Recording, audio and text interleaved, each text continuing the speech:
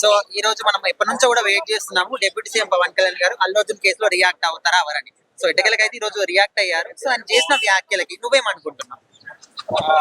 React అవుతారు. ఎందుకు ఎవరు ఫ్యామిలీ కాబట్టి ఎంతో కొంత ప్రేమ ఉంటది. ఎంత ఇప్పుడు మామయ్య అయినప్పుడు ఎలక్షన్ టైంలో అతని సైడ్ పోకుండా వైసీపీ టైం వెళ్ళిపోయాడు. అతను అలా ఉన్నా కూడా వీళ్ళు క్షమిస్తారు. మెగా ఫ్యామిలీ అనేది ఎప్పటికైనా నమ్మకంగా మంచిగా ఉంటారు కాబట్టి ఎప్పటికైనా క్షమిస్తారు. అంటే ఇప్పుడు ఆయన చేసిన వ్యాఖ్యలన్నింటిలో కూడా ఆల్మోస్ట్ ఇక్కడ మనకు అల్లు అర్జున్ సపోర్ట్ చేసినట్టు అనిపిస్తుంది. సో మీరు అట్లా అనుకుంటున్నారు?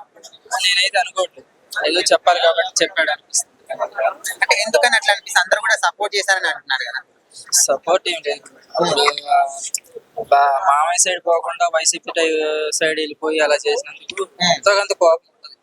ఏదో మీడియా ముందు చెప్పాలి కాబట్టి కొంచెం రియాక్ట్ అయ్యాడు అంతే. అంటే అందరూ కూడా రియాక్ట్ అవ్వట్లేదు, ఎందుకు అవ్వట్లేదు అంటున్నారు కాబట్టి అయ్యారంటారు అంతే. అందరూ ఎందుకు అవ్వట్లేదు అది ఇది అని అన్నారు కాబట్టి అవ్వాల్సి వచ్చింది. ఓకే, అవ్వాల్సి వచ్చింది అంటారు. సరే, ఇప్పటి వరకు ఆయన గోటుతో బయలు దాన్ని గొడ్డల దాకా తెచ్చుకున్నారు, ఆయన ఈ విధంగా మాట్లాడుతున్నారు. సో ఇవన్నీ కూడా కల్పితాలే అంటారా? అంతే బ్రో. ఇప్పుడు ఎంత స్టేజ్ కి ఎదిగినా కొంచెం అణిగి మణిగి ఉండాలి. రామ్ చరణ్ లాగా ఉండాలని నా అభిప్రాయం. ఎంతసేపు యాటిట్యూడ్ స్టేజ్ మీద ఇలాగా పాజిటివ్ గా నెగిటివ్ గా నేనే గొప్ప నేనే తోపు అనుకుంటా పోతారు కాబట్టి ఎంత లేచినా చూసారు కదా పబ్లిక్ ఎలా చేశారు, తొక్కి తొక్కి నార తీశారు అనేది ఇదే ఎగ్జాంపుల్. అయితే ఇప్పుడు ఈ కేసుని జనవరి 10th కు వాయిదా వేశారు అల్లు అర్జున్. సో ఆల్మోస్ట్ ఈ 10th తర్వాత ఖచ్చితంగా జైలుకే పోతాడని 80% అంటున్నారు. మీ అభిప్రాయం? జైలుకి పోతా ఉంటారు, ఒక రోజు నుంచి మళ్ళీ బయటికి తీసుకొస్తారు, అది మాత్రం పక్క. కానీ డైలీ ఉంచరు కదా, ఏదో 1 day తీసుకెళ్లి అలా తీసుకొస్తా ఉంటారు. అంటే సాక్ష్యాధారాలు అన్ని కూడా అల్లు అర్జున్ వ్యతిరేకంగా 100 వీడియోస్ ఉన్నాయి ఇప్పుడు పోలీసు వాళ్ళ దగ్గర.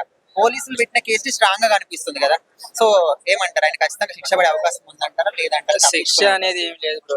అంటే చనిపోయింది కాబట్టి ఆ కోపం మీద రేవంత్ రెడ్డి గారు అలా అంటే పబ్లిక్ నెగిటివ్ గా అనుకోకుండా ఒక రోజు అలా రిమాండ్ కి తరలిస్తే మళ్ళీ తీసుకొచ్చిన తర్వాత అది ఏం అంత నెగిటివ్ ఏముండదు.